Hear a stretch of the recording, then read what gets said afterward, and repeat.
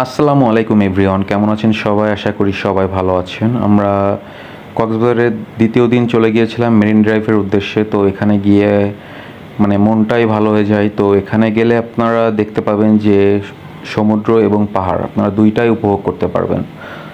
আশা করি আপনাদের সবারই এখানে গেলে অবশ্যই ভালো লাগবে। তো আমরা এখানে অনেকগুলো স্পট আছে, সেখানে আমরা দাঁড়িয়েছি, ঘুরলাম বিভিন্ন জায়গায়।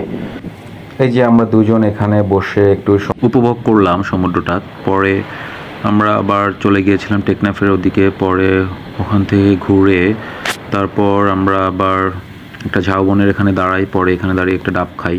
তো আমাকে একটা পিচ্চি এরকম একটা ভিডিও করে দিয়েছিল। ভিডিওটা খুব সুন্দর হয়েছে। এখানে বসে সমুদ্র দেখার মজাই আলাদা।